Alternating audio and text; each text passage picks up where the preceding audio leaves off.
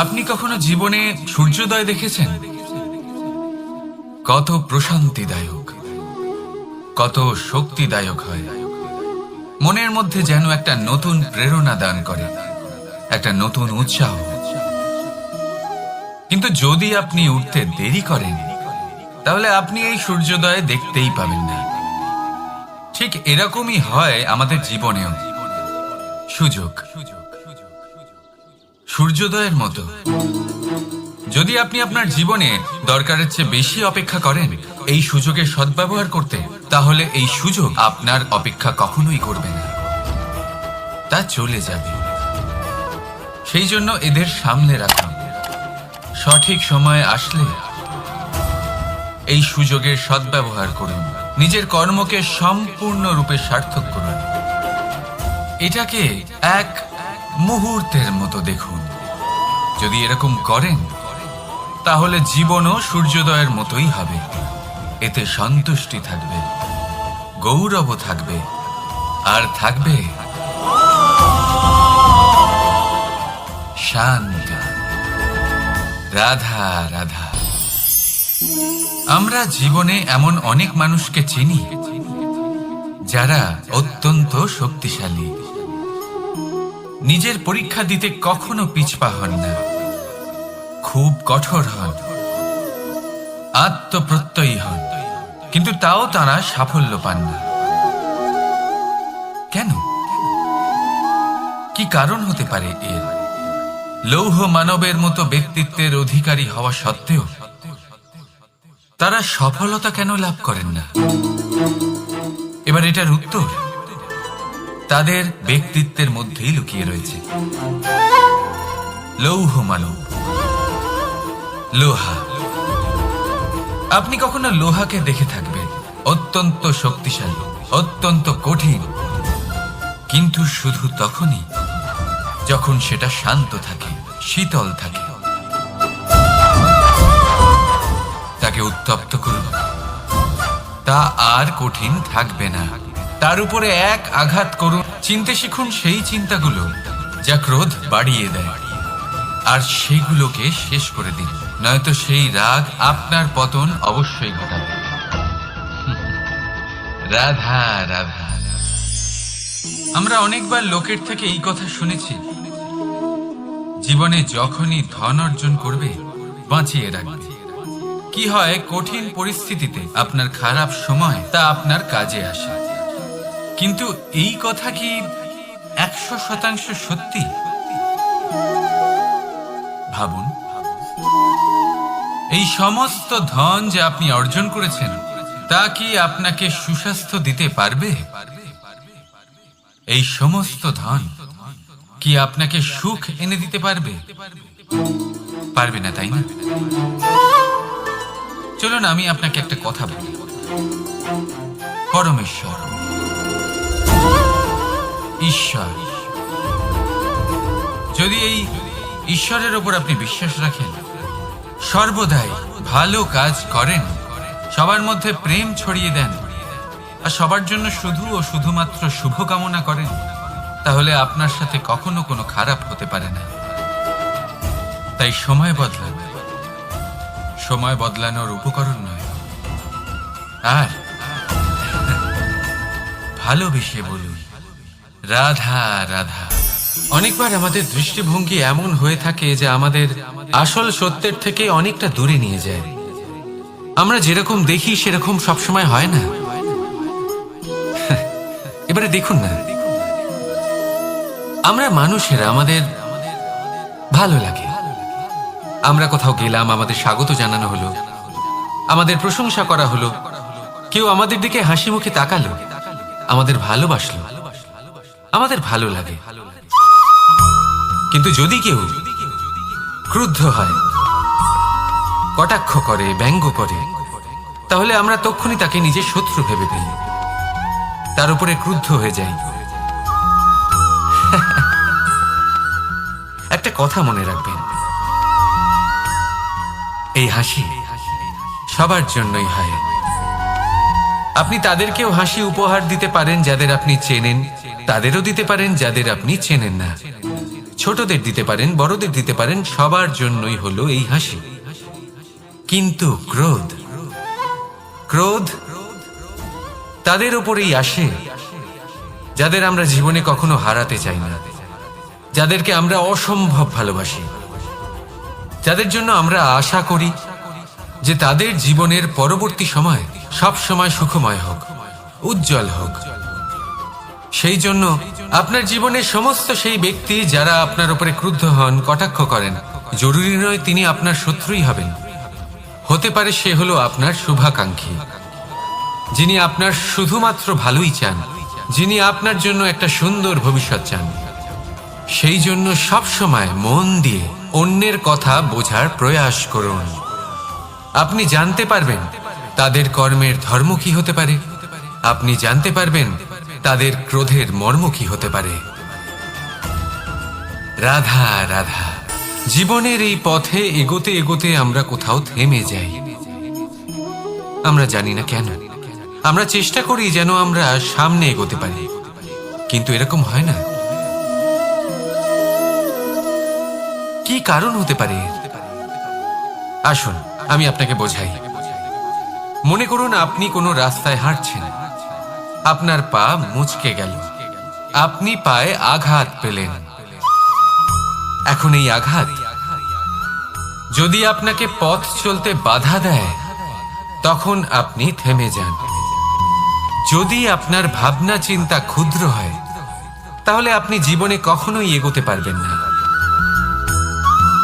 ভেঙে যাওয়া কলম দিয়ে আপনি কখনো চিঠি লিখতে পারবেন না। ঠিক সেইভাবেই যদি আপনার মনে অন্যের জন্য হিংসা থাকে, তাহলে আপনি আপনার নিজের ভাগ্য লিখতেই পারবেন না। কাজের প্রতি আলস্য আপনাকে কখনো ধনী হতে দেবেই না, আর ধনের প্রতি লোভ তা আপনাকে কখনো মহান হতে দেবে না। ছোট একটা কথা, কিন্তু এ হলো অত্যন্ত গুরুত্বপূর্ণ। ভাবনা চিন্তা অবশ্যই করুন, আর বোঝার চেষ্টা করুন সেটা যা আপনি বুঝতে চান। হতে পারে আপনি এমন কোনো পথ খুঁজে পেলেন যার ফলে আপনি কোনো খারাপ পথে যেতে যেতে থেমে গেলেন, বা আপনি এমন কোনো অর্থ খুঁজে পেলেন যা আপনাকে মহান হবার পথে অগ্রসর করে দিল। রাধা রাধা। অহংকার এ হলো ছোট একটা শব্দ, কিন্তু এর প্রভাব অত্যন্ত বৃহৎ হয়ে থাকে। আর সব থেকে বড় সমস্যা হলো মানুষ আজ অবধি বুঝতেই পারেনি যে এই অহংকারের বাস্তব রূপ কিরকম। কেউ একে গর্বের নাম দেন, কেউ একে আত্মসম্মানের নাম দিয়ে থাকেন, এবং কোথাও একটা এমন সময় চলে আসে যখন সময় এই অহংকারকে ভেঙে খান খান করে দেয়। আর তখন না গর্ব আপনাকে বাঁচাতে পারে, না আপনার আত্মসম্মান। এখন যদি আপনাকে উদাহরণ দিই, তাহলে যেখানে আপনি বসে আছেন সেই ঘরেই ওপরে তাকান, সেই ছাদের দিকে।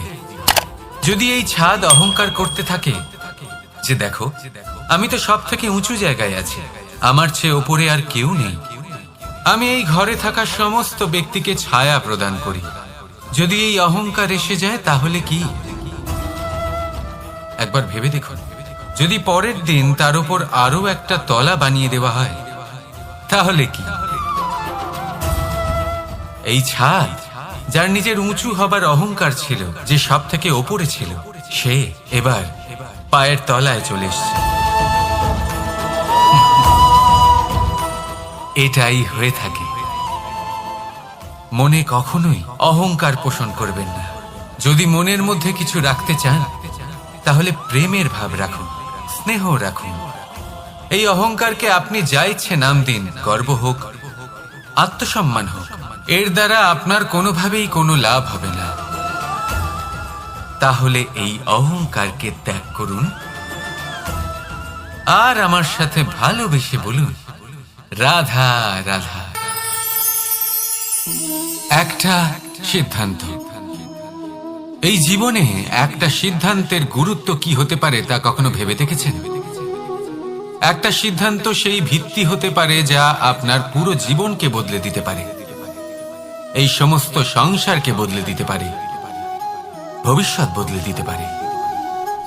এই সিদ্ধান্ত যে কোন রাস্তা চয়ন করতে হবে, সেই সিদ্ধান্ত যে কখন সামনে এগোতে হবে আর কখন থেমে যেতে হবে, সেই সিদ্ধান্ত যে কখন যুদ্ধ করতে হবে আর কখন নিজেকে পিছু পা হতে হবে, এই সিদ্ধান্ত হলো খুব গুরুত্বপূর্ণ। আর আপনি তো এই সংসারে একা নন, তাই আপনার একটা সিদ্ধান্ত শুধু আপনার জন্যই নয়, সমস্ত সংসারের জন্য গুরুত্বপূর্ণ হতে পারে। এবার এই সিদ্ধান্ত আপনারই হবে, ভাবনা চিন্তা করে নেবেন, সাফল্য পাবেন। রাধা রাধা। ভবিষ্যৎ। সংসারে এমন কোন ব্যক্তি আছেন যিনি নিজের ভবিষ্যতের বিষয়ে ভাবেন না? যে কেউ ভাবেন আমার ভবিষ্যৎ কিছু এরকম হবে, আমি ভবিষ্যতে এরকম কিছু একটা করব, এই সুবিধা থাকবে, এই আনন্দ পাবো, ইত্যাদি ইত্যাদি। কিন্তু সত্যি বলি, ভবিষ্যতের থেকে বড় ভণ্ড আর কেউ নেই। ভবিষ্যৎ আপনাকে ছেড়ে চলে যাবে, আপনি জানতেও পারবেন না। ভবিষ্যৎ আপনার থেকে আপনার বর্তমান কেড়ে নেবে। অনেক সময় আমরা ভবিষ্যতের বিষয় ভাবতে থাকি, দুশ্চিন্তা করতে থাকি, ভবিষ্যৎ দিয়ে নিজেকে এতটাই ঘিরে ফেলি যে বর্তমান কি তা ভুলেই যাই, তার বোধই আমাদের থাকে না। ভাবুন, ভবিষ্যৎ কি? ভবিষ্যৎ হলো সেটাই যা এখনো পর্যন্ত ঘটেনি। বর্তমান হলো সেটা যা এখন ঘটছে। তাহলে যা এখনো ঘটেইনি তার বিষয়ে দুশ্চিন্তা করে নিজেকে ব্যতিব্যস্ত কেন করছেন? এই বর্তমান, এটাই হলো গুরুত্বপূর্ণ। এর উপরে সমস্ত ভাবনা কেন্দ্রীভূত করুন। মনে লক্ষ্য অবশ্যই রাখুন, কিন্তু পুরো মনোযোগ শুধু বর্তমানে থাকবে। এই বর্তমানকে যদি সামলে নিতে পারেন, তাহলে আপনার ভবিষ্যৎ এমনি উজ্জ্বল হয়ে উঠবে। তাহলে আসুন আমার সাথে ভালোবেসে বলুন, রাধা রাধা। সময়। কথায় আছে, আমাদের জীবনের প্রত্যেক মুহূর্ত স্বর্ণর মতো হয়। এবার হয় আমরা একে নিজেদের কাছে রাখতে পারি, বা একে আমরা চলে যেতে দিতে পারি। কারণ এই ছোট ছোট মুহূর্তই আছে যা আমাদের জীবনকে গড়ে তোলে। এখন এই জীবন কেমন হবে তা আমাদের উপর নির্ভর করে। যদি আপনি একটা মুহূর্তের যত্ন না নেন, যদি আপনি এক মুহূর্ত ভালো না বাসেন, যদি আপনি এক মুহূর্ত স্নেহের আনন্দ না উপভোগ করতে পারেন, তাহলে দেখতে দেখতেই আপনার সমস্ত সময় নষ্ট হয়ে যাবে, আপনি জানতেও পারবেন না। অর্থাৎ এই সময় স্বর্ণ হতে পারে না। তবে আমরা একে স্বর্ণ বানিয়ে নিতে পারি আমাদের চেষ্টার মাধ্যমে। এই সময় শুধু একটি লাঙল যা মাটির সাথে লড়াই করতে পারে, আর কিছু নয়। একটা অত্যন্ত গুরুত্বপূর্ণ কথা মনে রাখবেন, আপনার কাছে শুধু সময় আছে। এবার আপনি এটা দিয়ে স্বর্ণ বানাবেন, না ঘুমিয়ে স্বপ্ন দেখে একে নষ্ট করবেন, সিদ্ধান্ত আপনারই। রাধা রাধা। ভগবান। প্রত্যেক কঠিন পরিস্থিতিতে এই নামই আছে যা আমাদের উপায় দিয়ে থাকে। ব্যক্তি যান, ভগবানের পুজো করেন, আরাধনা করেন, ব্রত পালন করেন, মন্দিরে যান, পুজো পাঠ করেন, ভগবানকে জাগিয়ে তোলেন। আর তারপর শুরু হয় সমস্ত প্রশ্ন। হে ভগবান, আমার সাথে এরকম কেন হচ্ছে? কেন আমারই জীবনে এত দুঃখ আছে? আমি কিভাবে এর সম্মুখীন হব? আমাকে কেন এত কষ্ট ভোগ করতে হচ্ছে? হে ভগবান, আমি কি করব? আমাকে সাহায্য করুন, কোনো রাস্তা দেখান।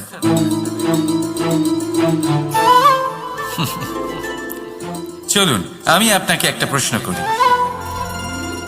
মন্দিরে যাওয়ার চেষ্টা করার আগে আপনি কি জীবনে ততটা চেষ্টা করেছেন যতটা সেই সমস্যাকে দূর করার জন্য দরকার ছিল? দ্বিতীয় প্রশ্ন, ভগবানকে জাগানোর পূর্বে আপনি কি নিজেকে জাগিয়ে তুলেছেন? আপনি কি আলস্য ত্যাগ করেছেন?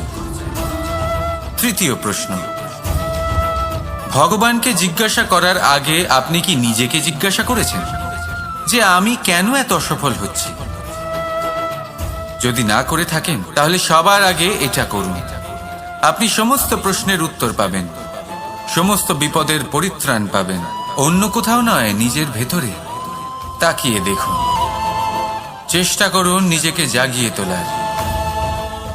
আপনি সফল অবশ্যই হবেন, কারণ এই পরমাত্মা, ওই পরমেশ্বর, ওই পরব্রহ্ম আপনার মধ্যেই তো আছে। রাধা রাধা। নাম। জন্মগ্রহণের পর মানুষের জন্য এই নাম অত্যন্ত গুরুত্বপূর্ণ হয়। মাতা, পিতা, পুরোহিত সকলেই সেই অক্ষর খুঁজতে শুরু করেন যা দিয়ে আপনার নাম শুরু হবে। কিন্তু নাম আর রাশি এক হয়ে গেলেই কি সব কিছু ঠিক হয়ে যায়? কখনোই নয়, কারণ আপনার কর্মই হলো সব থেকে গুরুত্বপূর্ণ, আর কিছুই নয়। দেখুন, এই নিয়তিও আপনার কর্ম অনুযায়ী আপনার ভবিষ্যৎ সুনিশ্চিত করে। যদি আপনাকে উদাহরণ দিই তাহলে ভাবুন, একদিকে ছিলেন রাম আর অন্যদিকে রাবণ। দুজনেরই নাম শুরু হয় র দিয়ে, কিন্তু একজন পেলেন এক ভয়ানক পরিণতি আর অন্যজন সমগ্র সংসারের মনে চিরস্মরণীয় হলেন। তাহলে মনে রাখবেন, নাম নয়, কর্মই হলো শ্রেষ্ঠ। আর যদি তা শ্রেষ্ঠ হয় তাহলে আপনার নাম এমন স্থানে পৌঁছবে যা সংসারের কেউ মুছে ফেলতে পারবে না। তাহলে আসুন আমার সাথে ভালোবেসে বলুন, রাধা রাধা। অনেক সময় যখন আমরা কর্ম করি, সাফল্য লাভ করি, কঠিন পরীক্ষায় উত্তীর্ণ হই, বড় কাজ করি, আমাদের মনে হয় এই সংসার আমাদের একটু প্রশংসা করুক, ভালো লাগে। অনেকবার মনে হয় এটা হলো আমাদের কর্মের ফলই বটে, আমরা আনন্দ পাই।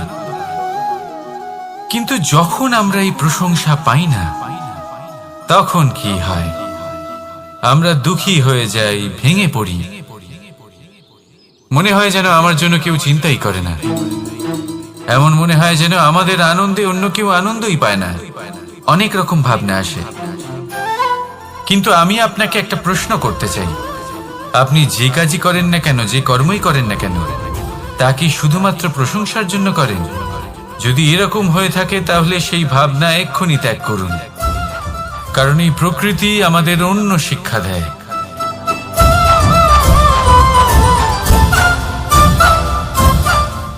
এই ফুলকে দেখুন, এই যে ফুলের সুবাস, যা আমার মনকে উচ্ছ্বসিত করে তোলে, মনে শক্তির সঞ্চার করে, এই সুগন্ধ। কিন্তু ভেবে দেখুন, ফুলের কিন্তু এই কাজ করার জন্য কোনো প্রশংসারই প্রয়োজন হয় না। এটাই হলো প্রকৃতির শিক্ষা। যিনি সৎ হন, সৎকর্ম করেন, তার কোনো প্রশংসার প্রয়োজন হয় না, কারণ ওনার কর্মই হলো ওনার সুবাস। মনে রাখবেন, আতর নকল ফুলে দেওয়া হয়, প্রকৃত ফুলের তার কোনো প্রয়োজন হয় না। সেইভাবেই আপনিও কর্ম করতে থাকুন শুভ চিন্তা নিয়ে। এই মনকে সব সময় শান্ত রাখুন, স্বচ্ছ রাখুন। যদি এরকম করেন তাহলে আপনার কর্ম এমন সুবাস ছড়াবে যে আপনার জীবনে শুধু এবং শুধুমাত্র আনন্দই থাকবে। তাহলে এই আনন্দ সহকারে বলুন, রাধা রাধা। এই সংসারে এমন কোনো পর্বত নেই যা এতটাই উঁচু যে মানুষ তার শিখরে পৌঁছতে পারবে না, তাকে অতিক্রম করতে পারবে না। এই সংসারে এমন কোনো সাগর নেই যা কিনা এতটাই গভীর যেখানে মানুষ তার তলদেশে পৌঁছে ফিরে আসতে পারবে না। একটা ছোট্ট বরফের টুকরো পর্বতের শিখরে গলে গিয়ে বইতে থাকে, আর দেখতে দেখতেই তা মহানদী গঙ্গায় পরিবর্তিত হয়। এর কারণ কি? এর কারণ হলো প্রচেষ্টা, প্রারব্ধ নয়। এই প্রচেষ্টাই সুনিশ্চিত করে যে আপনার প্রারব্ধ কি হবে। এই সমস্ত কিছু হলো প্রচেষ্টা আর প্রারব্ধের খেলা। আপনার প্রচেষ্টা যেরকম হবে, আপনার প্রারব্ধও সেরকমই হবে। আর আপনার প্রচেষ্টা যদি উচ্চ মানের হয়, তাহলে প্রারব্ধকে আপনার সামনে নত হতেই হবে। কি বলেন?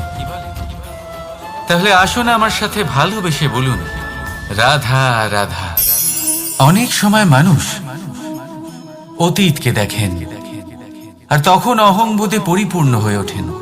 কখনো বর্তমানের দিকে তাকান, ভবিষ্যতের দিকে তাকান আর পরিতৃপ্তিতে ভরে ওঠেন। কেন বুঝতে পারেন না একটা সহজ কথা? এই যে সৃষ্টি, এই সৃষ্টি হলো একটা বড় চক্র যা বারংবার আপনার কাছে ফিরে আসবেই। কঠিন থেকে কঠিনতর পরীক্ষায় আপনাকে নিযুক্ত করবে, যাতে আপনাকে উত্তীর্ণ হতেই হবে। যা কাল ছিল তা আজ নেই, এটা সবাই জানেন। যা আজ আছে তা হয়তো কাল থাকবে না, এটাও আপনাকে মেনে নিতে হবে, তাও আবার হাসি মুখে। শান্ত থাকতে শিখুন আর কখনো এই মনের মধ্যে অহংকার উৎপন্ন হতে দেবেন না। হতে শিখুন সেই হিমবাহের মতো। হয়তো এই জন্যই এত শীতল থাকে, কারণ ও জানে গতকালও জল রূপে ছিল, আজ বরফ রূপে হয়তো আছে, কিন্তু কাল পুনরায় সে জলেই পরিণত হবে। নিজেকে শান্ত রাখুন। হয়তো আজ আপনি সাফল্যের শিখরে আছেন, হয়তো বা নেই। আপনাকে প্রত্যেক দিন অবশ্যই দেখতে হবে। শুধু নিরন্তর প্রচেষ্টা করতে থাকুন, প্রত্যেক পরিস্থিতির জন্য তৈরি থাকুন আর একে ভারসাম্যে রাখতে শিখুন। আপনার কাল হোক, আজ হোক বা আগামীকাল, আপনার ভালো দিন হোক বা খারাপ দিন, সব পবিত্র হয়ে যাবে। তাহলে আসুন আর আমার সাথে ভালোবেসে বলুন, রাধা রাধা। দোল উৎসবে এই সমগ্র সংসার রং নিয়ে খেলা করে, কিন্তু এই রঙের সারমর্ম এই সংসার কি জানে? কখনো দেখেছেন একটা চিন্তিত মুখ শুধুমাত্র রঙের স্পর্শ পেয়ে আনন্দিত হয়ে ওঠে? দোলে আমরা কি করি? পুরাতনকে ত্যাগ করি আর নতুনকে স্বাগত জানাই। শিশিরকে বিদায় জানিয়ে এক নতুন ঋতুকে আগমন জানাই। দুশ্চিন্তা দূর করে আসার নতুন রঙে রঙিন হয়ে ওঠা, নিজেকে আনন্দিত করা, এটাই তো হলো দোল। এবার দোলের একটা ব্যাপার আছে, দুটো রঙে একসাথে রঙিন হওয়া যায় না। একটা রং উঠলে তবেই আরেকটা রং লাগা সম্ভব। আরো একটা প্রশ্নও রয়েছে, কোন রংকে তুলে দিয়ে কোন রং মাখানো যেতে পারে? যদি আপনাকে উদাহরণ দিই, লোভের এই রং, তা যতক্ষণ লেগে থাকবে আনন্দের রং লাগতে পারবে না। যা হয়েছিল দ্বারকাবাসী এবং সামন্তক মণির মধ্যে। ভ্রান্তির রং যতক্ষণ লেগে থাকবে সত্যের রং লাগতে পারবে না, যা হয়েছে রুক্মিণীর সাথে। আর হিংসার এই রং যতক্ষণ লেগে থাকবে প্রেমের রং ততক্ষণ লাগতেই পারবে না, যা হয় আপনার আমার সবার সাথে। তাহলে আসুন একসাথে মিলে দোল পালন করি এবং সবকিছুর উপরে বিজয় লাভ করি। অন্ধকারের স্থানে আলোর, ভ্রান্তির স্থানে সত্যের, হিংসার স্থানে প্রেমের আর লোভের স্থানে আনন্দের এই সুন্দর রং মাখাই। শত্রুতা, ঘৃণা, হিংসা এই সব কিছু ত্যাগ করি আর সকলের সখা হয়ে উঠি। আর ভালোবেসে বলি, শুভ দোল। হ্যাঁ, ওটা তো আমরা অবশ্যই বলবো, রাধা রাধা। সংসারে অনেক সময় এরকম হয় যে আমরা খুব সমস্যায় থাকি, খুব বিপদের মধ্যে থাকি। আর সেই সমস্ত মানুষ যারা আমাদের কাছের মানুষ, আমাদের আপনজন, তারা আমাদের ত্যাগ করে চলে যান। আমরা এই সময় দুঃখ পাই, নিরাশ হয়ে পড়ি এবং একা একাই সেই সমস্যাকেও কাটিয়ে উঠি। এবার পরিস্থিতি যেমন খুশি হোক না কেন, সেই সব মানুষ যারা এমন সময় আপনাকে ত্যাগ করেছেন, তাদের প্রতি ক্রুদ্ধ হওয়া, অভিমান করা, এটা অনুচিত। আমি বলবো তাদের প্রতি কৃতজ্ঞ থাকুন। আমি বলবো তাদের ধন্যবাদ জানান যে তারা এমন সময় আপনার সঙ্গ ত্যাগ করেছেন যখন আপনার তাদের সব থেকে বেশি প্রয়োজন ছিল।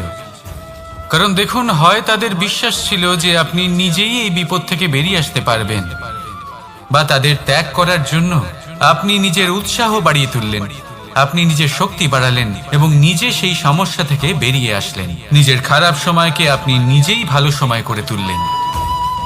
শেষ পর্যন্ত আপনি আরো শক্তিশালী হয়ে উঠলেন, আরো শ্রেষ্ঠ হয়ে উঠলেন। আর এটাই তো আপনার বিজয়, যার কারণ হলো তাদের আপনাকে ত্যাগ করা।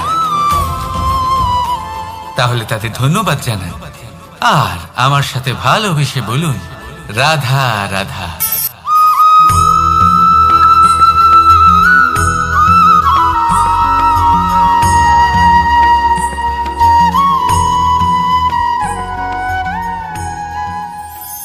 আমাদের মনে যখন কোনো প্রশ্ন ওঠে, কোনো দ্বন্দ্ব জাগে, তখন আমরা যাই আমাদের গুরুর কাছে, আমাদের আরাধ্যের কাছে গিয়ে জিজ্ঞেস করি। এইভাবেই একদিন আমি পৌঁছলাম আমার আরাধ্যের কাছে, আমার মহাদেবের কাছে, আর ওনাকে প্রশ্ন করলাম যে মহাদেব, জীবনে আনন্দ পাওয়ার, উৎসব পালনের, প্রেম ভাগ করে নেবার, জীবনকে উপভোগ করে নেওয়ার সর্বশ্রেষ্ঠ সময় কোনটা?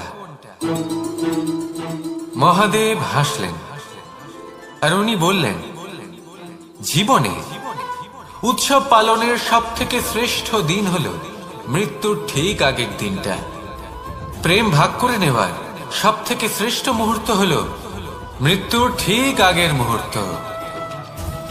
জীবনকে উপভোগ করে নেওয়ার সর্বশ্রেষ্ঠ প্রহর হল মৃত্যুর এক প্রহর পূর্বে। তখন আমি চমকে গেলাম। আমি বললাম, কিন্তু মহাদেব, মৃত্যু তো অনিশ্চিত, আমরা জানিও না কবে আমাদের মৃত্যু হবে। মহাদেব আবার হাসলেন। উনি বললেন যে যদি আমরা এভাবে জীবন কাটাই যে আমরা জীবনের প্রত্যেক দিন, প্রত্যেক মুহূর্ত, প্রত্যেক প্রহর শেষ বলে মনে করি, তাহলে আমাদের সমস্ত জীবন আনন্দের সাথেই অতিবাহিত হবে। কি বলেন?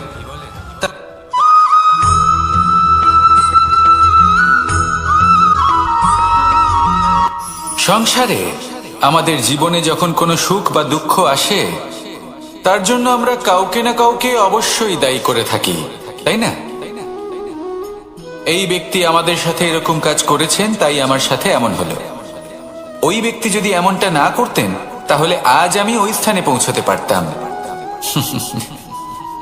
সবই আপনার দৃষ্টিভঙ্গির উপর নির্ভরশীল, আর যদি আপনার দৃষ্টিভঙ্গি এমন হয়, তাহলে তা অনুচিত। সত্যি কথা বলতে, এই সংসারে ভিন্ন ভিন্ন ধরনের মানুষ আছে। এটা আপনার উপর নির্ভর করছে কিভাবে তাদের স্বাগত জানাবেন। একবার ভাবুন, আমি আমার দুটো হাত সামনে নিয়ে এলাম, দুটো মুঠো খুলে দিলাম। দুই প্রকারের মানুষ আসবেন, কিছু না কিছু দিয়ে যাবেন। এই মুঠো যদি আমি বন্ধ করে দিই, তাহলে না কেউ আমাকে কিছু দিতে পারবে, না আমার কিছু যাবে আসবে। নিশ্চয়ই বুঝতে পারছেন এই দুই ধরনের ব্যক্তি কারা এবং তারা কি দিয়ে যান।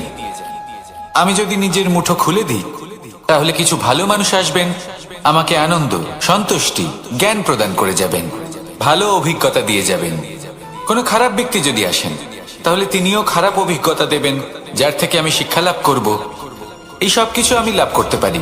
মুঠো যদি বন্ধ করে রাখি, তাহলে আমি কিছুই পাবো না।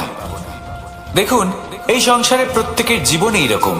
প্রত্যেকের জীবনে সবকিছুই আছে, ভালো খারাপ দুই মানুষই আছে, ভালো অভিজ্ঞতা আছে, খারাপ অভিজ্ঞতা আছে। নির্ভর করছে আপনার উপর যে আপনি কি করবেন, এনাদের স্বাগত কিভাবে জানাবেন, কার থেকে কি বুঝবেন, কি শিখতে পারবেন, আর কোন দৃষ্টিভঙ্গি নিয়ে অগ্রসর হবেন। এটাই নির্ধারণ করবে যে আপনার জীবন কেমন হবে। আসুন আমার সাথে ভালোবেসে বলুন রাধা রাধা।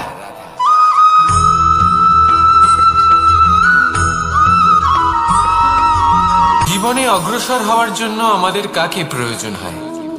মাতা পিতা, বন্ধু, প্রেম, সাহায্য, অর্থ, পরিশ্রম, আশা। ভিন্ন ভিন্ন মানুষ ভিন্ন ভিন্ন বিকল্প চয়ন করে। যদি আমি আপনাকে বলি, তাহলে জয় আর পরাজয়ের মন্ত্র দুটো শব্দের উপর নির্ভর করে, মেনে নেওয়া আর দৃঢ় হওয়া। যদি মেনে নেন, তাহলে হেরে যাবেন। যদি দৃঢ় হন, তাহলে নিশ্চিত রূপে জয়ী হবেন। যদি কখনো আপনি ক্লান্ত হয়ে ওঠেন, আপনি দুঃখী হন, পুরোপুরি ভেঙে পড়েছেন, তখন মেনে নেবেন না যে আপনি ভেঙে পড়েছেন, নয়তো হেরে যাবেন। তখন উল্টে স্থির করবেন যে যাই হয়ে যাক না কেন, আমি জয়ী হবই। আর আপনি দেখবেন যে জয় নিশ্চিত রূপে আপনার কাছেই আসবে। তাহলে এই কথা মনে রাখবেন আর আমার সাথে ভালোবেসে বলবেন রাধা রাধা।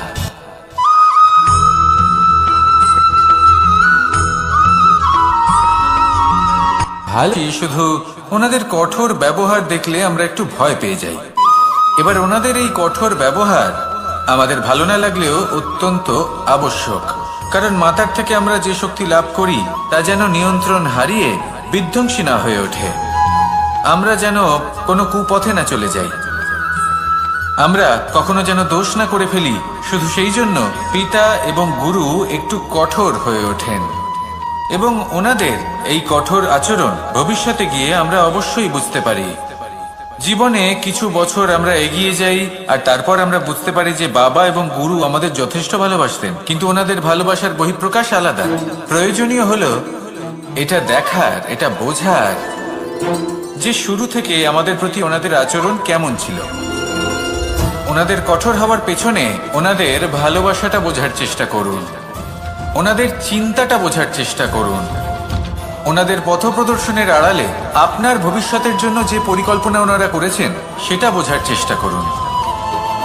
তখন আপনারা বুঝতে পারবেন ওনাদের ভালোবাসাকে। আপনার মনের মধ্যে আপনা থেকেই ওনাদের প্রতি সম্মান জেগে উঠবে। নিজের পিতা এবং নিজের গুরু এই দুজনের প্রতি কৃতজ্ঞতা প্রকাশ করুন আর আমার সাথে ভালোবেসে বলুন, রাধা রাধা।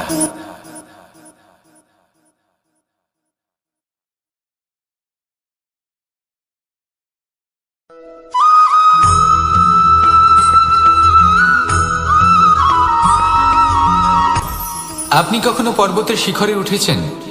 আপনি দেখতে পাবেন পর্বতের পদতলে প্রচুর সুন্দর ফুল রয়েছে, সবুজ বনানী রয়েছে। যত আপনি উপরে উঠতে থাকবেন তত ফুল কমতে থাকবে, সবুজ বনানী কমতে থাকবে। আরো কিছুটা উপরে উঠলে কাঁটা জাতীয় গাছ দেখতে পাবেন, শুকনো গাছ দেখতে পাবেন।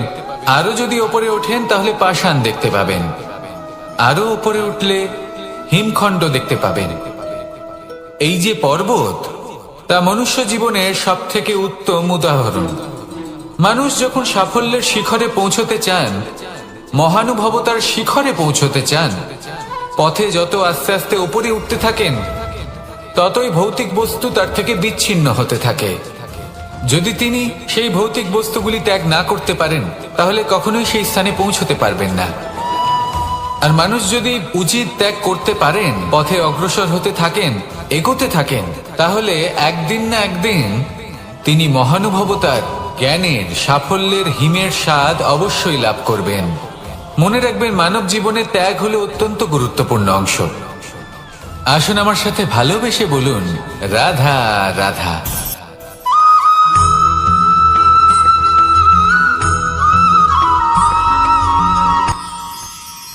মানুষ তার জীবনে দুই ধরনের পরিস্থিতিকে খুব ভয় পায়।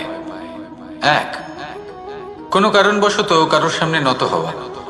দুই, কোনো কারণে নিজের চরিত্র থেকে, নিজের মূল্যবোধ থেকে বিচ্যুত হওয়া। এবার কেন হয় এরকম যে কথায় কথায় কারোর সামনে নত হতে হয়? কেন বারংবার নিজের চরিত্র থেকে চ্যুত হতে হয়? এরকম কেন হয়? এটা তখনই হয় যখন আমাদের শিক্ষা এবং মূল্যবোধের অভাব থাকে। যদি মানুষের মধ্যে প্রকৃত শিক্ষা থাকে তাহলে এই সংসারে কোনো সময় এবং কারোর সামনেই নত হওয়ার কোনো প্রয়োজন নেই। যদি মানুষের মধ্যে মূল্যবোধ থাকে তাহলে তাকে নিজের মূল্যবোধ বা চরিত্র থেকে বিচ্যুত হতে হয় না, তা সে যাই হয়ে যাক না কেন। কোনো বালককে যদি জন্ম থেকেই সুশিক্ষার অধিকারী করা হয়, শিক্ষিত করা হয়, মূল্যবোধের অধিকারী করা হয়, তবে সে এই সংসারে এমন কর্ম করবে যাতে সে নিজেকে, নিজের পরিবারকে, সমগ্র সমাজকে গর্বিত করতে পারে। শিক্ষা লাভ করুন, মূল্যবোধ লাভ করুন এবং আমার সাথে ভালোবেসে বলুন, রাধা রাধা।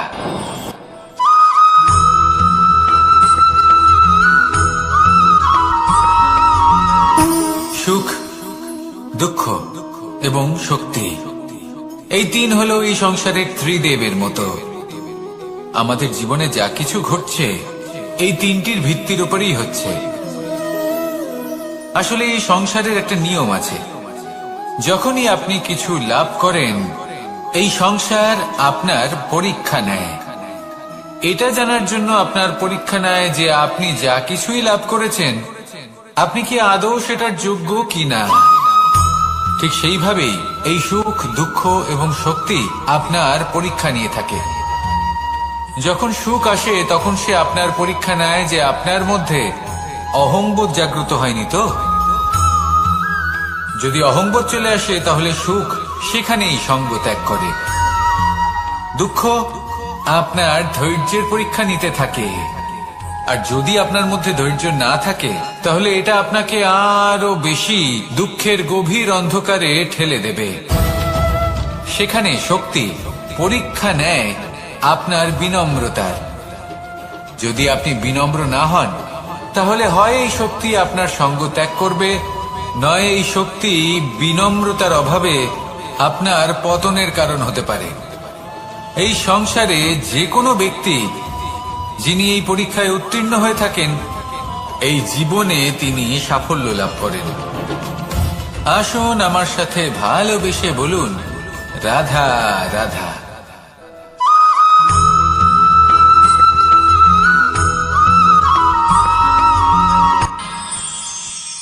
আমরা সবাই সূর্যকে সম্মান কেন করি? কারণ আমরা জানি যে সন্ধেবেলা যখন সূর্যাস্ত হবে তখন শুধুমাত্র অন্ধকার বাকি থাকবে। ঠিক কিছুটা এরকমই হয় আমাদের মাতা পিতাও, যিনি আমাদের জন্ম দেন, আমাদের ভরণ পোষণ করেন, আমাদের বড় করেন, আমাদের প্রেম প্রদান করেন। কখনো কখনো তাদের মুখ থেকে কটু কথা নিঃসৃত হয়, আমাদের দুঃখ হয়, কিন্তু তখন আমাদের এটা বোঝা উচিত এগুলি নিঃসৃত হচ্ছে আমাদেরই মঙ্গলের জন্য। যেমন সূর্যদেব, উনিও উত্তাপ দিয়ে থাকেন আমাদেরই মঙ্গলের জন্য, যাতে ফসল পাকতে পারে, যাতে জল বাষ্প হয়ে মেঘ হতে পারে, বৃষ্টি হতে পারে, আর এই সংসারে নিরন্তর জলের প্রবাহ থাকে। আমাদের মাতা পিতা, তাদের কঠোর আচরণ, তাদের কঠোর অনুশাসনের পেছনে লুকিয়ে থাকে ওনাদের ভালোবাসা। আমাদের তা বুঝতে হবে, সসম্মানে ওনাদের গ্রহণ করতে হবে। কারণ ঠিক সূর্যাস্তের পরে যেমন চতুর্দিক অন্ধকারচ্ছন্ন হয়ে যায়, তেমনি আমাদের জীবন থেকে যখন আমাদের মাতা পিতা চলে যায় তখন আমাদের জীবনেও শুধু এবং শুধুমাত্র অন্ধকারই ছেয়ে থাকে। সেই জন্য নিজের মাতা পিতাকে সম্মান করুন, ওনাদের ভালোবাসা প্রদান করুন। এই মন আর এই জীবন প্রসন্ন হয়ে বলবে, রাধা রাধা।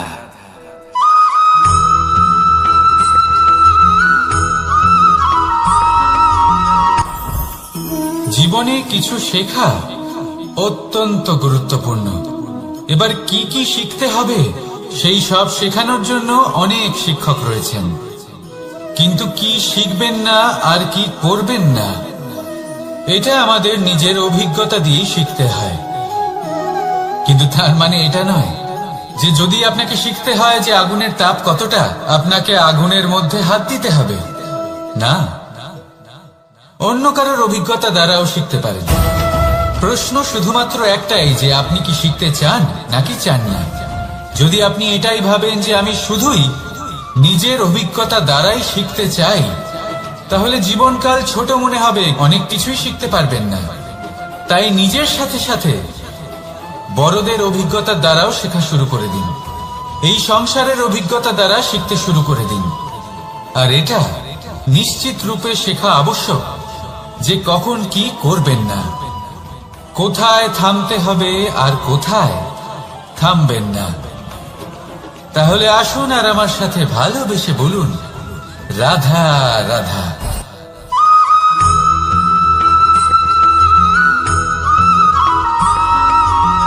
এই সংসারে সব থেকে বেশি কোমল বস্তু হলো রেশম। এই রেশম এতটাই কোমল হয় যে এর পুরো একটা থান শুধুমাত্র একটা হাতে ধরা সম্ভব। কখনো ভেবে দেখেছেন এই রেশম কিভাবে হয়? একটি কীট তার লালার দ্বারা উৎপন্ন হয়। এই কীট সেই রেশমকে পাক দিতে থাকে, পাক দিতেই থাকে, দিতেই থাকে, আর আস্তে আস্তে তার মধ্যেই জড়িয়ে পড়ে। শেষে ওর এই সুন্দর অমূল্য সৃষ্টি রেশমের এই সুতো তার নির্মাণ কার্য পূর্ণ হয়, কিন্তু তাতেই ও নিজে বন্দী হয়ে যায়। নিজেরই মায়াজালের এই বন্দী গৃহে নিজেই ফেঁসে যায়। এবার এই সুতোকে ব্যবহারযোগ্য করে তোলার জন্য এই কীটগুলিকে এই কবচের সাথেই ফুটন্ত জলে ফেলে দেওয়া হয়। এই সংসারে যদি আমাদের স্বপ্ন এই সংসারের দুঃখ হরণ করার জন্য, এই সংসারে সুখ বিতরণ করার জন্য হয়, তবেই আমাদের প্রগতি সম্ভব। যদি আমাদের এই স্বপ্ন শুধুই আমাদের এবং আমাদের স্বার্থ সিদ্ধির জন্য হয়, তাহলে এই স্বপ্ন আমাদের অন্ধ করে দেবে, আমাদের অন্ধকারের পথে নিয়ে যাবে, আর আমরাও সেই কীটের মতো হয়ে যাব। নিজেদেরই মায়াজালে আমরা নিজেই ফেঁসে যাব, আর শেষে আমরা যদি কিছু লাভ করি তা হবে একাকিত্ব, অন্ধকারময় মৃত্যু। তাই স্বপ্ন অবশ্যই দেখুন, কিন্তু এমন ভাবে স্বপ্ন দেখবেন না যে তার এই বন্দিগৃহে আপনি নিজেই ফেঁসে গেলেন। স্বপ্ন দেখুন পরোপকার।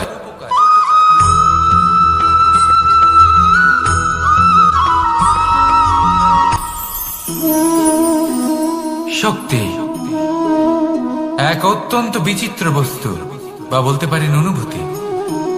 পিতা সবসময় চান যেন তিনি তার শক্তি পুত্রকে। আসুন আপনাকে সহজে বোঝাই। যদি আপনি সুপাত্র হন আর আপনাকে শক্তি দেওয়া হয়, তাহলে আপনি সেই শক্তির গুরুত্ব বুঝবেন, কোথায় সেই শক্তি প্রয়োগ করা উচিত সেটা বুঝবেন।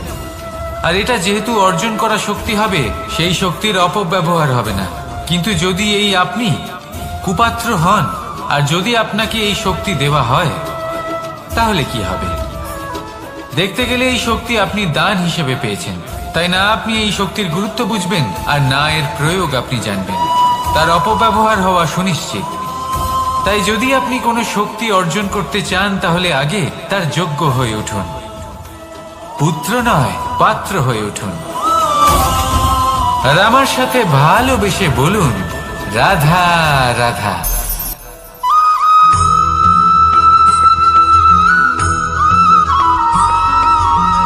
এই সংসারে প্রত্যেক মানুষ এটাই চান যে তিনি যেন ধনবান হন, আর্থিক অবস্থা তার ভালো থাকে, ওনার বাড়িতে লক্ষ্মীর আগমন হয়। কিন্তু সেটা হবে কি করে, সেটাই হলো প্রশ্ন। কেউ বলেন যে যদি পরিশ্রম করো তাহলে ধন অর্জন সম্ভব, কেউ বলেন যে যদি বিদ্যা লাভ হয় তবেই ধন অর্জন সম্ভব, কেউ বলেন যে যদি বলশালী হও তবেই সম্পন্ন থাকবে। ভালো কথা, যদি তাই হয়ে থাকে, তবে দিনমজুর সারা দিন পরিশ্রম করেন, তিনি কেন ধনী হন না? অনেকজন বিদ্বান মানুষ আছেন এই সংসারে, তারা কেন ধনবান হন না? অনেক সংখ্যক বলশালী ব্যক্তি আছেন, তাদের কাছে ধন নেই কেন? তাদের কেন ধনের অভাব হয়? আবার এমনও কিছু মানুষ আছেন যারা পরিশ্রম করেন, তারা দিনমজুর, কিন্তু তারা ধন অর্জন করতে পারেন। কিছু বিদ্বান ব্যক্তি আছেন যাদের কাছে অধিক মাত্রায় ধন রয়েছে, কয়েকজন বলশালী ব্যক্তি রয়েছেন যাদের কাছে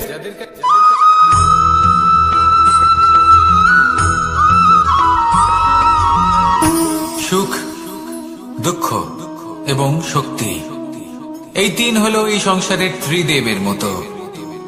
আমাদের জীবনে যা কিছু ঘটছে এই তিনটির ভিত্তির উপরেই হচ্ছে।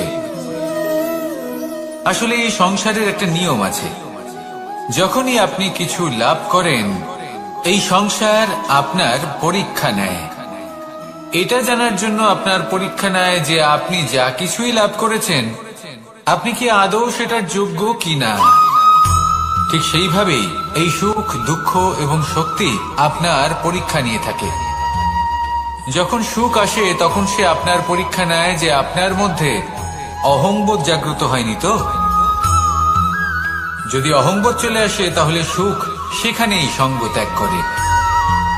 দুঃখ আপনার ধৈর্যের পরীক্ষা নিতে থাকে, আর যদি আপনার মধ্যে ধৈর্য না থাকে তাহলে এটা আপনাকে আরো বেশি দুঃখের গভীর অন্ধকারে ঠেলে দেবে। সেখানে শক্তি পরীক্ষা নেয় আপনার বিনম্রতার। যদি আপনি বিনম্র না হন, তাহলে হয় এই শক্তি আপনার সঙ্গ ত্যাগ করবে, নয় এই শক্তি বিনম্রতার অভাবে আপনার পতনের কারণ হতে পারে। এই সংসারে যে কোনো ব্যক্তি যিনি এই পরীক্ষায় উত্তীর্ণ হয়ে থাকেন, এই জীবনে তিনি সাফল্য লাভ করেন। আসুন আমার সাথে ভালোবেসে বলুন, রাধা রাধা।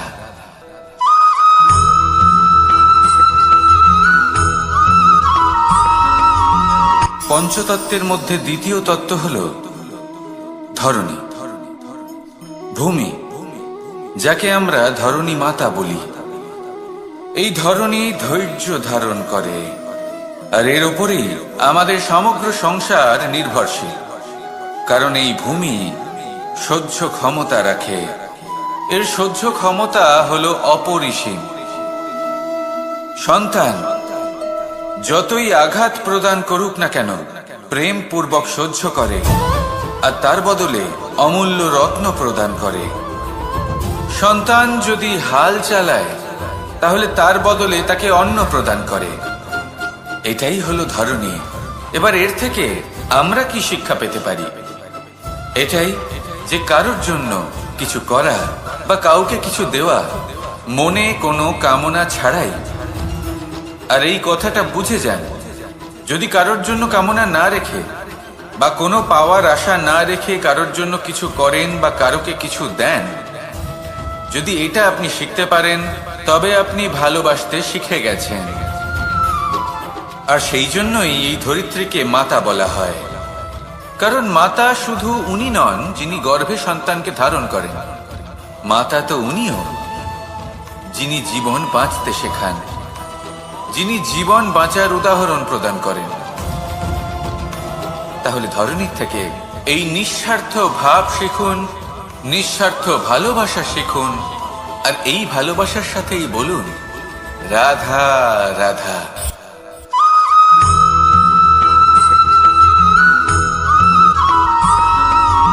মানুষ জন্মগ্রহণ করে, তার সাথে ভয়েরও জন্ম হয়। ছোটবেলা থেকেই আমাদের মনে কোনো না কোনো প্রকারের ভয় থেকেই যায়।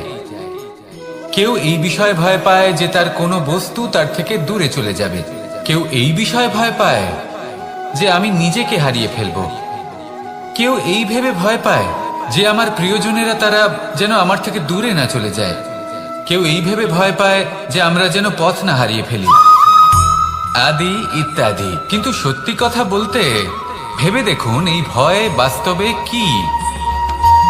শুধুই একটা মনস্থিতি, আর কিছুই নয়। যা কিছু আপনি জীবনে পেয়েছেন তা একদিন আপনাকে হারাতে হবে। এই জীবন হলো আপনারই, কিন্তু তাও একদিন সমাপ্ত হবে। তাই ভয় পেয়ে কি লাভ? এই ভয় শুধু আপনাকে জীবন যাপন করা থেকে বাধা দিচ্ছে, আর কিচ্ছু নয়। পথ হারিয়ে ফেললেই বুঝতে পারবেন যে নতুন পথ কিভাবে বানাতে হয়। কিছু মানুষকে জীবন থেকে হারালে তবেই আপনি বুঝবেন যে আপনার আপনজনকে। এই ভয়ের কারণে ভীত হয়ে থাকবেন না। এই তারা নক্ষত্র অন্ধকারের অভাবে গুরুত্ব হারায়। শিবকেও মহাদেব হওয়ার জন্য বিষপান করতে হয়েছিল। প্রত্যেক পরিস্থিতি, প্রত্যেক সাফল্য আপনার পরীক্ষা নেবে, তাতে উত্তীর্ণ হওয়া হলো আপনার কর্ম। যখনই আপনি ভয় পাবেন বা সংকটের সম্মুখীন হবেন, তখন সাহসের সাথে তার সম্মুখীন হন। মনে রাখবেন, যে সম্মুখীন হতে জানে সাফল্য তার সাথে সবসময় থাকে। আসুন আর আমার সাথে ভালোবেসে বলুন রাধা রাধা।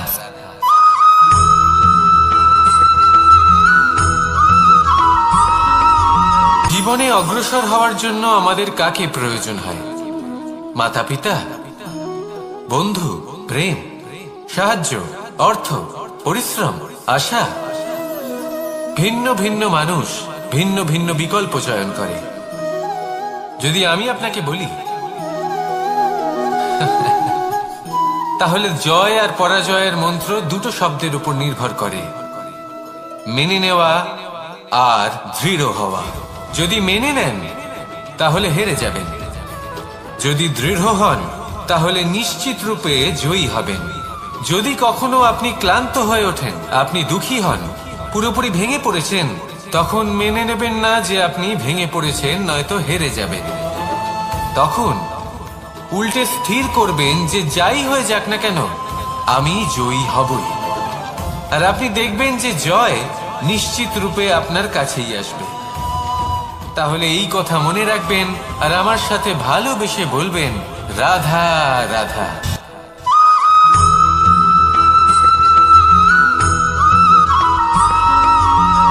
এই সংসারে কোনো বস্তু হোক বা ব্যক্তি হোক, তার একার গুরুত্ব কিন্তু খুব বেশি নয়।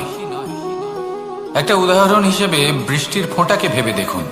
যদি একটি বৃষ্টির ফোঁটা হয় তাহলে তার খুব বেশি গুরুত্ব থাকে না, কিন্তু যখন সহস্র বৃষ্টির ফোঁটা মেঘের মধ্যে দিয়ে ঝরে পড়ে তখন সেটা বর্ষার রূপ ধারণ করে।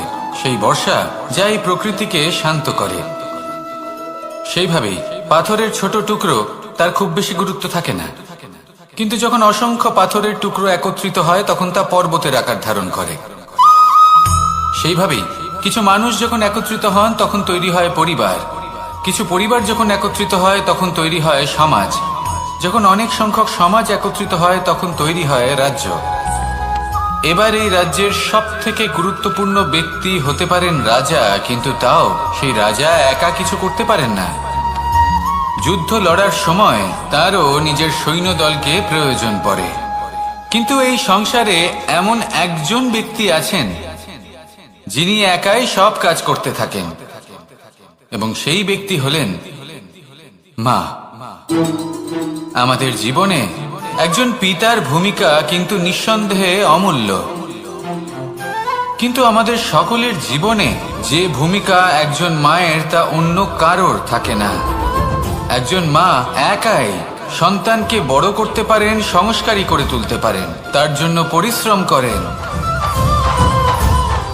আর এত কিছু কাজ করার পরেও তার কাজের জন্য তিনি প্রশংসা অবশ্য পান না। উল্টে যদি সেই সন্তান অনুচিত পথে চালিত হয়, অনুচিত কর্ম করে, তখন সেই মাকেই অপবাদের পাত্র হয়ে উঠতে হয়। আমাদের জীবনে মায়ের যোগদান কতটা সেটা বুঝুন। আপনাকে বড় করে তোলার জন্য উনি কতটা পরিশ্রম করেছেন সেটা বুঝুন। আজ থেকে, এখন থেকে, এই মুহূর্ত থেকে মাকে সম্মান করতে শিখুন। যখন সময় পাবেন, যখন সুযোগ হবে, তখন তার প্রশংসা করুন, ওনারও ভালো লাগবে। আর মায়ের এই মমতার জন্য, তার এই ভূমিকার জন্য আসুন সবাই মিলে আমরা তাকে প্রণাম করি, আর সকলে মিলে ভালোবেসে বলি রাধা রাধা।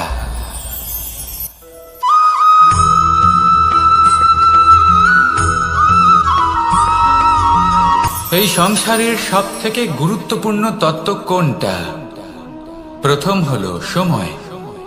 জন্ম থেকে মৃত্যু পর্যন্ত এই যে সময়, এটাই তো হলো জীবন।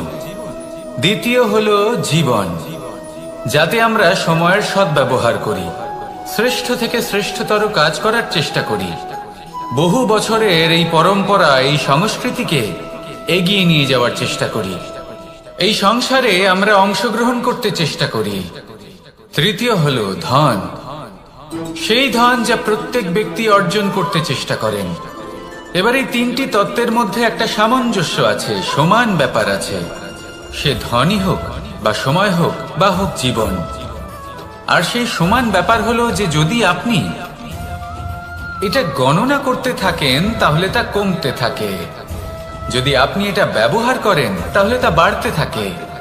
একে সংগঠিত করে রাখতে চেষ্টা করলে এ হাত থেকে ফসকে যায়, কিন্তু যদি আপনি একে সামলে রাখতে শিখে যান তাহলে এমন কাজ করবেন যাতে সংসারের সাথে সাথে পরবর্তী প্রজন্ম লাভবান হবে। যদি কিছু শিখতে চান তাহলে সামলাতে শিখুন, গণনা করা বা সংগঠিত করা নয়। আসুন আর আমার সাথে ভালোবেসে বলুন রাধা রাধা।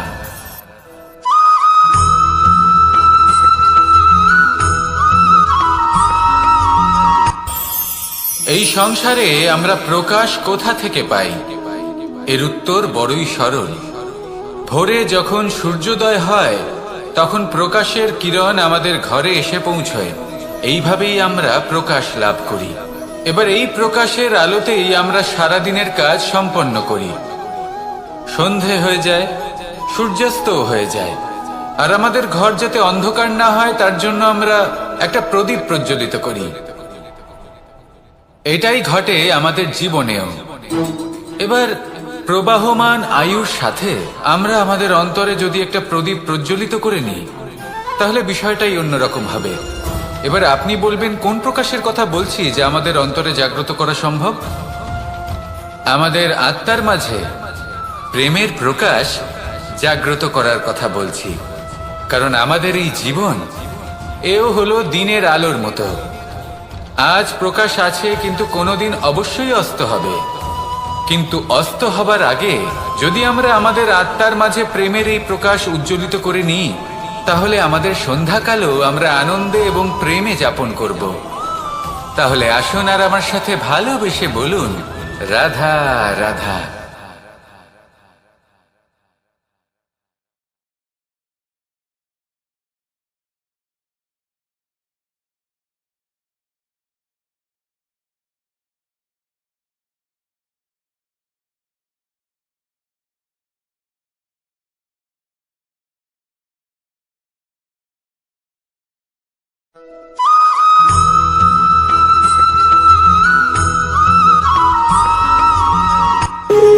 যখন মানুষের মৃত্যু হয় তখন কি হয়? অনেক সংখ্যক মানুষ শোক পালন করতে চলে আসেন। যে ব্যক্তি মৃত্যু লাভ করেছেন তার অনেক বস্তু থাকে যেগুলো তার প্রিয়, যেগুলো তিনি ব্যবহার করেছেন।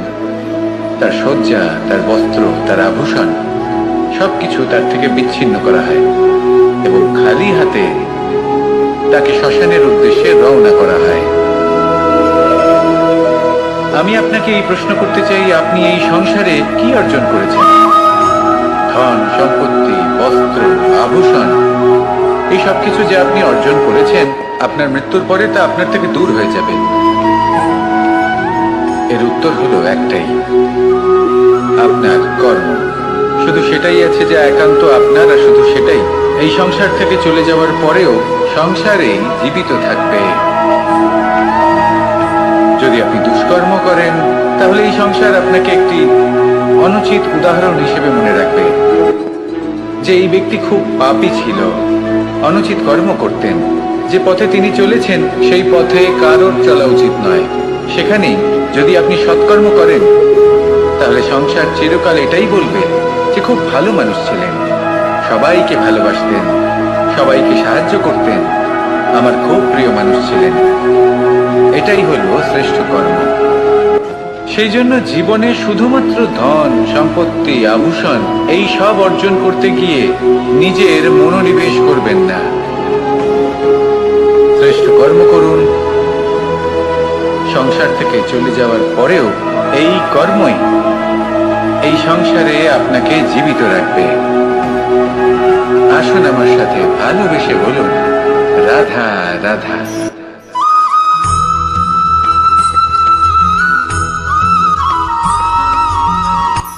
এই সংসারে সাফল্য লাভ করার জন্য জ্ঞানের প্রয়োজন হয়, পরিশ্রমের প্রয়োজন হয়, দৃঢ় নিষ্ঠার প্রয়োজন হয়, নিরন্তর চেষ্টা করা প্রয়োজনীয়। কিন্তু আরো কিছু আছে যা অত্যন্ত প্রয়োজনীয় এবং গুরুত্বপূর্ণ। তা হলো ভালো বন্ধু। তাদের থাকা অত্যন্ত প্রয়োজনীয়। যদি ভালো বন্ধু থাকে, তাহলে সময় এলে তারা ঢাল হয়ে আপনাকে সুরক্ষা করবেন। সময় এলে অস্ত্রের মতো শত্রুকে সংহারও করবেন। যদি তিনি জ্ঞানী হন, তাদের মধ্যে সদ্গুণ থাকে, তাহলে এই সব গুণ আপনার মধ্যেও প্রবেশ করবে। তাহলে সাফল্যের জন্য ভালো বন্ধু পাওয়া অত্যন্ত প্রয়োজনীয়। কিন্তু শুধু বন্ধু কেন, ভালো শত্রুও থাকা প্রয়োজনীয়। এবার আপনি ভাববেন, এ আমি কি বললাম? যদি আপনার জীবনেও ভালো অর্থাৎ শক্তিশালী শত্রু থাকে, তাহলে আপনিও শক্তিশালী হতে থাকবেন। এই শত্রু আপনাকে প্রেরিত করবে আরো বেশি শক্তিশালী হয়ে ওঠার। কখনো কোনো হরিণকে দেখুন, তীব্র গতিতে দৌড়তে থাকে। কেন তীব্র গতিতে দৌড়য়? এই কারণে নয় যে কোথাও তার জন্য মধুর ঘাস অপেক্ষা করে রয়েছে, না। সে এই কারণে তীব্র গতিতে দৌড়য় কারণ সেটা না করলে তার পেছনে একটি সিংহ আছে যে ওকে নিজের ভোজন করে ফেলবে। তাই জীবনে বিপদ, সংকট এই সবকিছুও হলো অত্যন্ত গুরুত্বপূর্ণ। তার সম্মুখীন হতে শিখুন আর আমার সাথে ভালোবেসে বলুন, রাধা রাধা।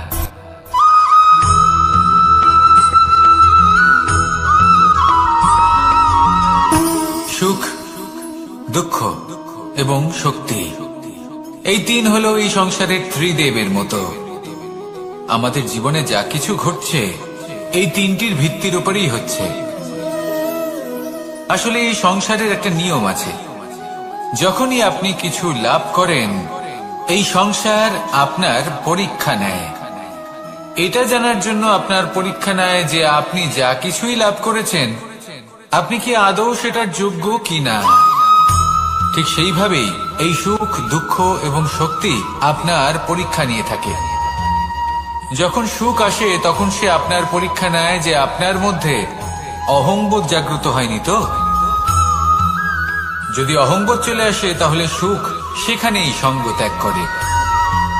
দুঃখ আপনার ধৈর্যের পরীক্ষা নিতে থাকে, আর যদি আপনার মধ্যে ধৈর্য না থাকে তাহলে এটা আপনাকে আরো বেশি দুঃখের গভীর অন্ধকারে ঠেলে দেবে। সেখানে শক্তি পরীক্ষা নেয় আপনার বিনম্রতার। যদি আপনি বিনম্র না হন তাহলে হয় এই শক্তি আপনার সঙ্গ ত্যাগ করবে, নয় এই শক্তি বিনম্রতার অভাবে আপনার পতনের কারণ হতে পারে। এই সংসারে যে কোনো ব্যক্তি যিনি এই পরীক্ষায় উত্তীর্ণ হয়ে থাকেন এই জীবনে তিনি সাফল্য লাভ করেন। আসুন আমার সাথে ভালোবেসে বলুন, রাধা রাধা।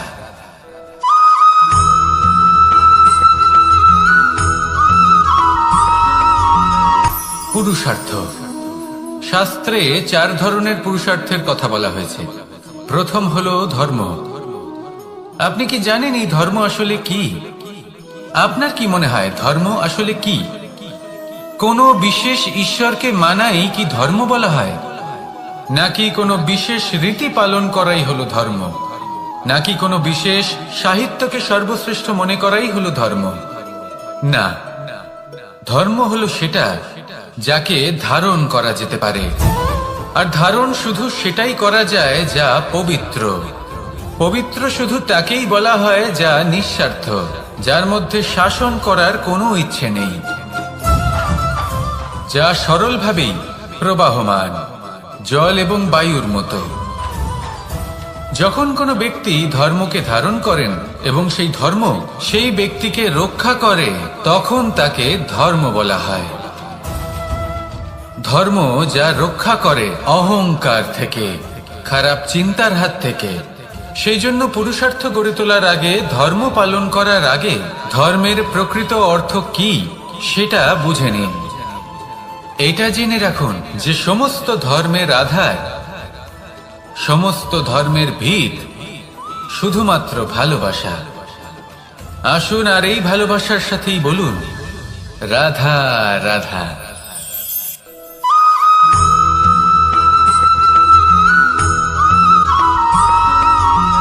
এই সংসারে সব থেকে বেশি কোমল বস্তু হলো রেশম।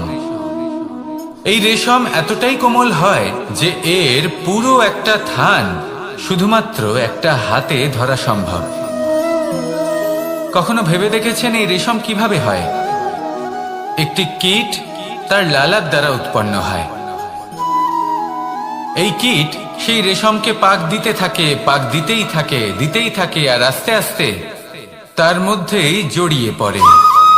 শেষে ওর এই সুন্দর অমূল্য সৃষ্টি রেশমের এই সুতো তার নির্মাণ কার্য পূর্ণ হয়, কিন্তু তাতেই ও নিজে বন্দী হয়ে যায়। নিজেরই মায়াজালের এই বন্দী গৃহে নিজেই ফেঁসে যায়। এবার এই সুতোকে ব্যবহারযোগ্য করে তোলার জন্য এই কীটগুলিকে এই কবচের সাথেই ফুটন্ত জলে ফেলে দেওয়া হয়।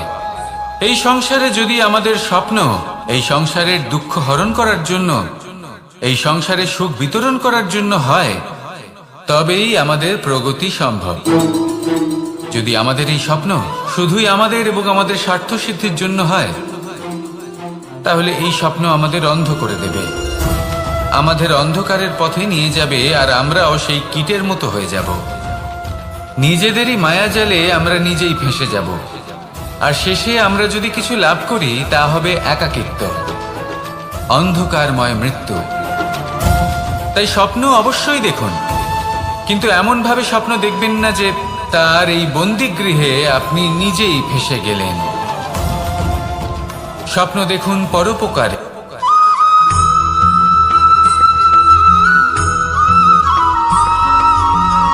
কেউ বলে জীবন খুব ক্ষণস্থায়ী, কেউ বলে জীবন হলো একটা সুন্দর স্বপ্নের মতো, আবার কেউ বলবে জীবন হলো এক কঠোর সত্য। কিন্তু জীবন আসলে কি? জীবন হলো আপনারই প্রতিবিম্ব, একটা দর্পণ। অর্থাৎ আপনি জীবনকে সেইভাবেই পাবেন যেরকম আপনি নিজেকে প্রতিপন্ন করবেন। যদি আপনি দর্পণের দিকে তাকিয়ে হাসেন, তাহলে আপনি সামনে হাসি মুখী দেখতে পাবেন। এবার যদি আপনি গম্ভীর হয়ে থাকেন, তাহলে আপনি একজন রুষ্ট ব্যক্তি দেখতে পাবেন। শেষে সবথেকে বেশি গুরুত্বপূর্ণ হলো আপনার চেষ্টা। আপনাকে সবসময় চেষ্টা করতে হবে যাতে আপনি নিজেকে প্রসন্ন এবং ইতিবাচক মনোভাবে রাখেন। এটা হলো আপনারই উত্তরদায়িত্ব, তাকে পালন করুন। এই মনকে প্রসন্ন রাখুন, এই সংসারকে সুন্দর বলে মনে হবে। আর এই মন প্রসন্ন হয়ে বলবে, রাধা রাধা।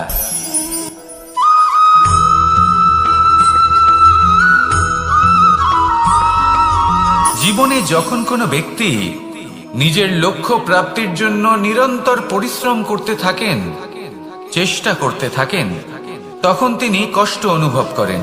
কখনো শারীরিক কষ্ট, কখনো মানসিক কষ্ট। এবার উনি এটা ভাবতে থাকেন যে আমি কি উচিত করছি নাকি অনুচিত করছি। কারণ অন্যদিকে এমন একজন ব্যক্তিও আছেন যিনি একদমই পরিশ্রম চেষ্টা করছেন না।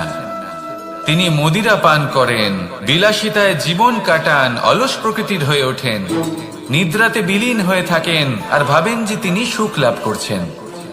কিন্তু এরকম কেন হয়? কারণ যখন আমরা সৎ পথে থাকি, উচিত পথে চলি, লক্ষ্য প্রাপ্ত করার জন্য চেষ্টা করতে থাকি, তখন আমাদের ভেতরে থাকা নেতিবাচক শক্তি এবং পাপ এই দেহকে ত্যাগ করে দেয়। আর এই অনুভূতিটাই আমাদের দুঃখের অনুভূতি দেয়, কষ্ট দেয়। এবার সেখানে যদি আমরা কুপথে চলি, অনুচিত পথে চলতে থাকি, তাহলে আমাদের ভেতরে থাকা পুণ্য এবং ধনাত্মক শক্তি আমাদের দেহ ত্যাগ করে দেয়। আর এই অনুভূতির কারণেই আমরা সুখ অনুভব করি। কিন্তু কখনো ভাববেন যে এই সুখ বেশি সময় পর্যন্ত থাকে না। সেই জন্য সবসময় মনে রাখবেন, যদি আপনি জানেন যে এটাই আপনার লক্ষ্য, এটাই উচিত পথ, শুভ পথ, তাতে নিরন্তরভাবে এগিয়ে যেতে চেষ্টা করতে থাকুন। এই কষ্ট আপনাকে সুখের পরাকাষ্ঠায় কখন পৌঁছে দেবে তা আপনি জানতেই পারবেন না। আসুন আমার সাথে ভালোবেসে বলুন, রাধা রাধা।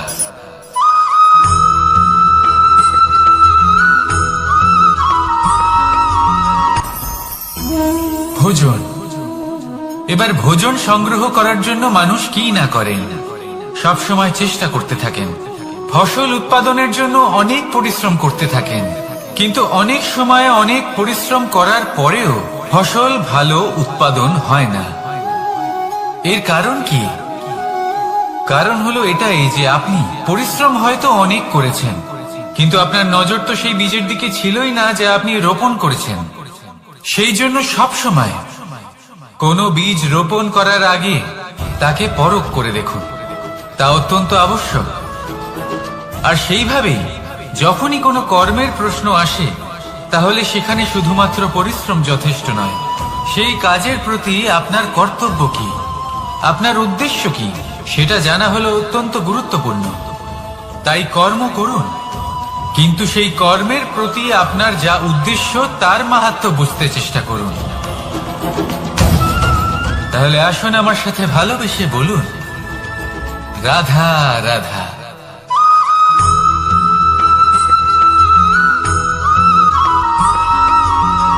পিতা আর পুত্রের সম্পর্ক অত্যন্ত মধুর হয়ে থাকে। পিতা স্বপ্ন দেখেন, তাকে পূর্ণ করার সকল সম্ভাব্য চেষ্টা করেন, কিন্তু তাও অনেক সময় ওনার স্বপ্ন অপূর্ণ থেকে যায়। তখন পিতা ভাবেন যে স্বপ্ন উনি পূর্ণ করতে পারেননি, ওনার সন্তান তা অবশ্যই পূরণ করবে। যে স্থানে উনি কখনো পৌঁছতে পারেননি, সেই স্থানে ওনার পুত্র অবশ্যই পৌঁছবে। পিতা নিজের সন্তানের ভবিষ্যৎ নিয়ে সেই স্বপ্ন দেখেন, আর যখন সেই সন্তান সামনে